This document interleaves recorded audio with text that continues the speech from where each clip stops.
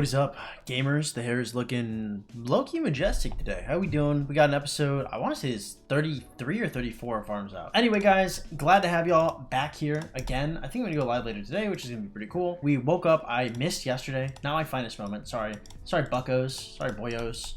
But yeah, we're here again. We are pretty much locked into, I think, fighting 2377, I think is the kingdom. So I'm pretty excited for that. I need a big KVK. I need something where I'm like, oh, like this is it. This is the fireworks. Keeping on my farming stuff. We've got about a month before we're fighting anybody, something like that. And yeah, that's about it, guys. We have the global release for Age of Empires on the 17th. So it's going to be like long before we enter KVK. I'm going to be in Atlanta from, I think it's like November 7th to 10th. I don't know how many of you guys are in the ATL, but I don't plan on having like any kind of like fan meetups, but I mean, you know, if you guys are like, you know, like really into the content or whatever, like I'll probably be at a bar or two in ATL, and I don't mind getting a drink or two while I'm in there. It's not like a business thing. I'm just meeting some friends, so I should have some extra time. Okay, so first farm has just been crushed. Okay, we went through this way faster than I thought because we're demons on the Farms Out series. How much experience do we have on the field? It's crazy.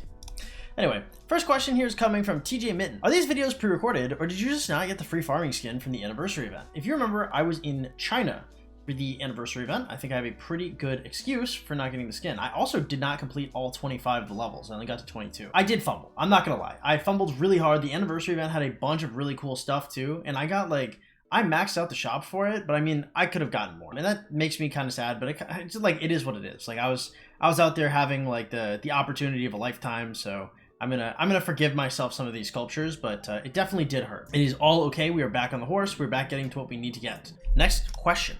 Coming from Ghost XR. RKVK1 will be in a 1v3 as well, 3603. I think we will have more T5 than the rest of the KDs combined. We're going one alliance against one of the KDs and two alliances against the other.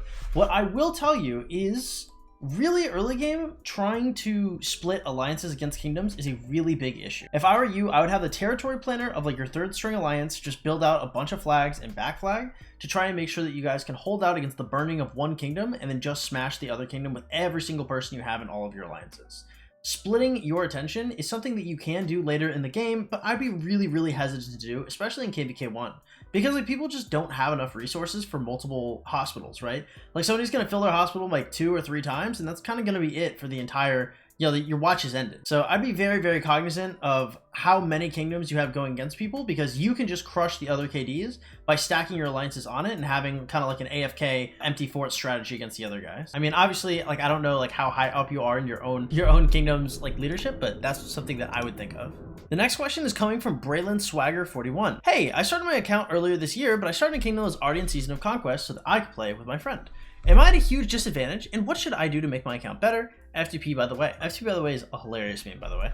I don't know if you guys know about this, but like a couple of years ago, anytime you'd say something, you'd say it and then you go FTP, by the way, and it's just hilarious. I don't know if that's actually a throwback or you just happen to type that organically. If you type that organically, it's honestly that much funnier.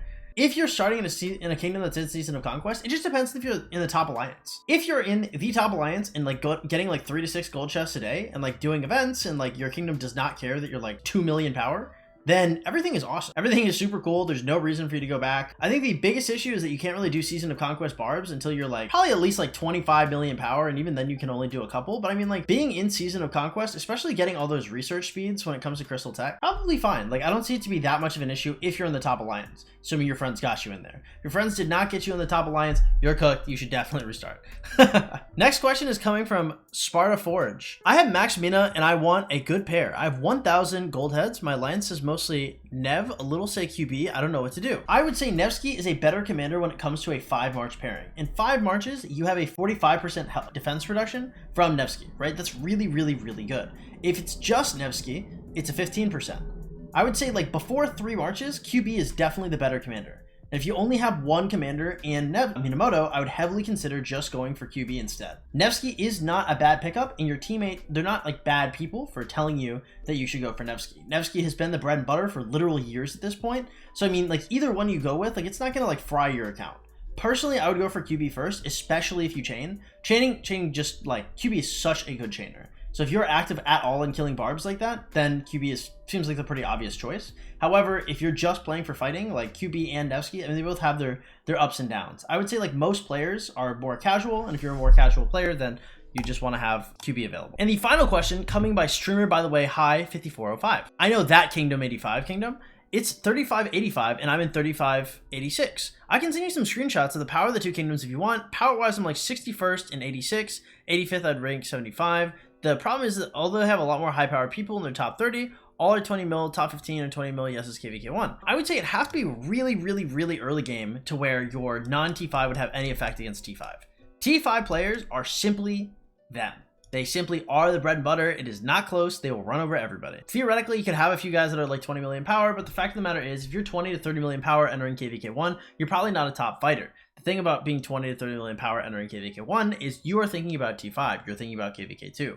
If those crash out in KVK1, it's really bad for your kingdom anyway. These are natives that you guys need to see succeed later. So I'd be very cognizant about sending all these guys to the meat grinder to die against the T5s of the other kingdom. Just food for thought in general, T5s make or break KVK1. It is not your middling players in any capacity ever. With that being said, guys, I'm going to get out of here. Have yourselves an absolutely great day. If you guys enjoy content like this, make sure you drop a like, a follow, consider subscribing. You guys can always donate to the Streamlabs link in the description below if you want to help support the channel financially. And if you guys want coaching, I do on-stream coaching for 35 bucks a session. I do off-stream coaching for 75 bucks a session. If you guys are interested in that, you go to the Discord in the description below and you open a ticket. I will catch you guys later. Have yourselves a great day. Thank you so much for coming out, and I will see y'all, I think, later today in the stream.